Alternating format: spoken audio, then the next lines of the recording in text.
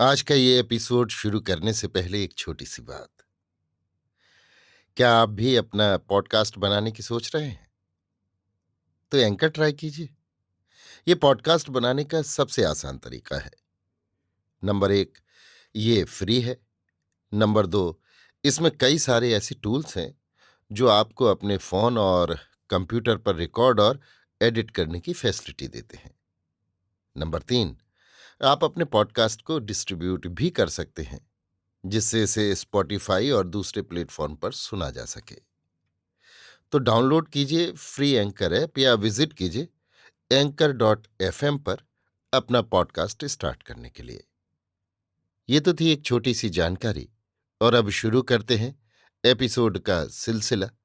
तो आज के एपिसोड में लीजिए सुनिए सूर्यकांत त्रिपाठी निराला की लिखी कहानी हिरनी, मेरी यानी समीर गोस्वामी की आवाज में। कृष्णा की बाढ़ बह चुकी है। सुतीक्ष्ण, रक्तलिप्त, अदृश्य दांतों का लाल जिह्व योजनों तक क्रूर भीषण मुख फैलाकर प्राणसुरा पीती हुई मृत्यु तांडव कर रही है।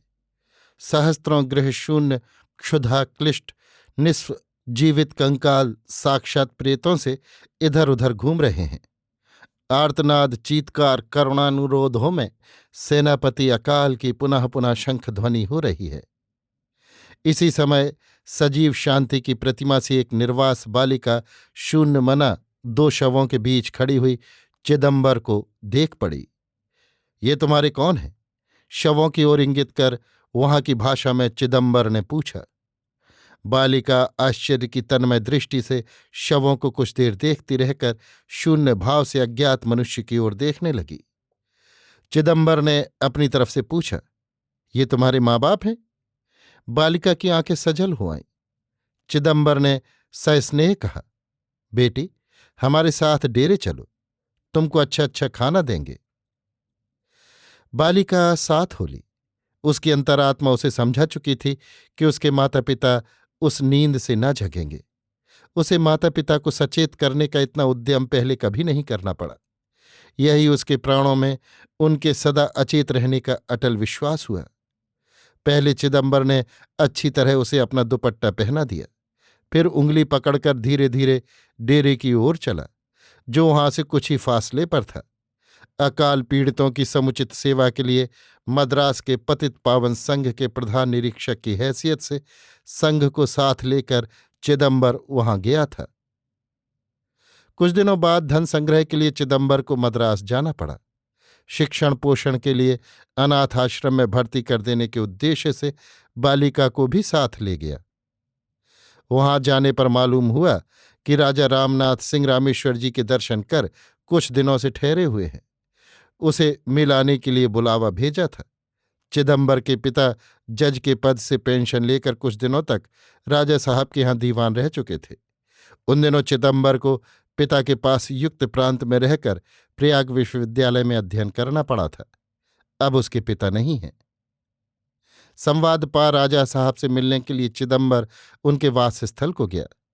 बाढ़ की बातचीत में बालिका का प्रसंग भी आया। चिदंबर उसे अनाथ आश्रम में परवरिश के लिए छोड़ रहा है, ये सुनकर कारुण्यवश राजा साहब ने ही उसे अपने साथ सिंहपुर ले जाने के लिए कहा। चिदंबर इनकार करे ऐसा कारण न था। बालिका रानी साहिबा की देखरेख में उन्हीं के साथ उनकी राजधानी गई।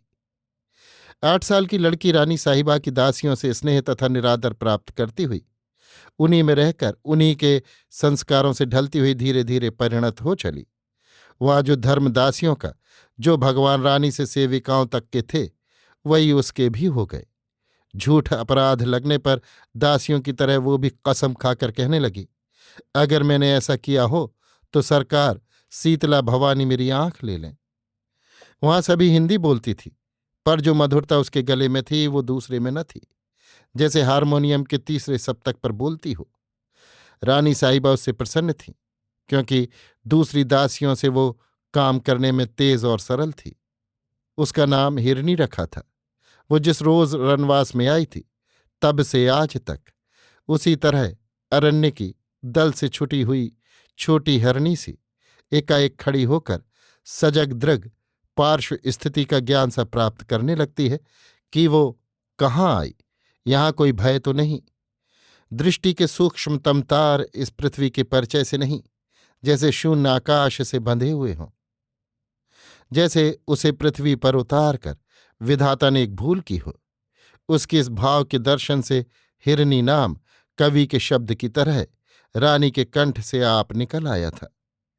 वही हिरनी अब जीवन के रूपोज्ज्वल वसंत में कली की तरह मधु सुरभि से भरकर चतुर्दिक सूचना सी दे रही है कि प्रकृति की दृष्टि में अमीर और गरीब वाला क्षुद्र भेदभाव नहीं, वो सभी की आंखों को एक दिन यौवन की ज्योत्सना से स्निग्ध कर देती है।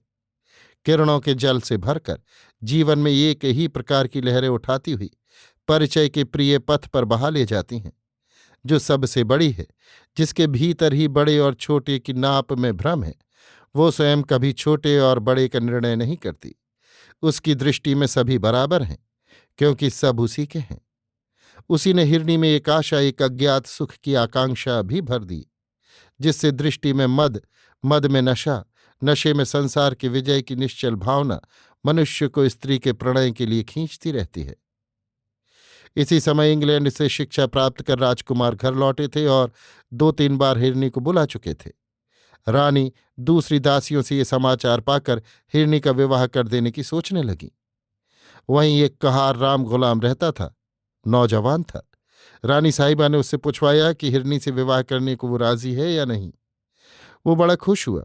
उत्तर में अपनी खुशी को दबाकर रानी साहिबा को खुश करने वाले शब्दों में कहा, सरकार की जैसी मर्जी हो, सरकार की हुक्म अदूली मुझसे न होगी। विवाह में घर वालों की राय न थी। राम गुलाम बागी हो गया।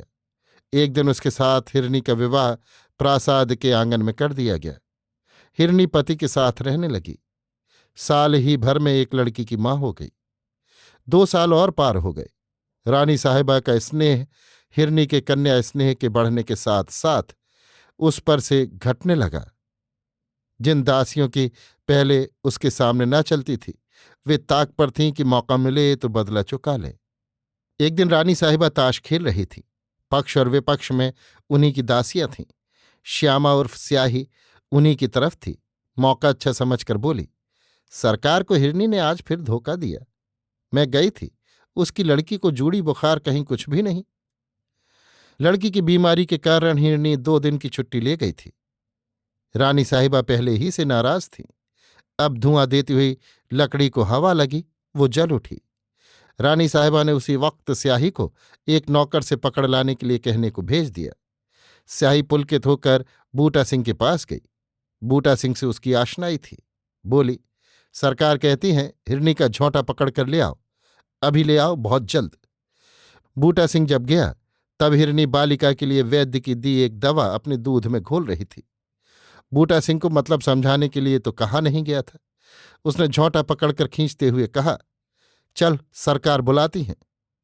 प्रार्थना की करुण चितवन से बूटा सिंह को देखते हुए हिरनी बोली, कुछ देर के लिए छोड़ दो, मैना को दवा पिला दो। घसीटता हुआ बूटा सिंह बोला, लौटकर दवा पिला चाहे जहर, सरकार ने इसी वक्त बुलाया है। स्याही साथ लेकर ऊपर गई। हिरनी रानी साहिबा की मुद्रा तथा क्रूर चितवन देखकर कांपने लगी।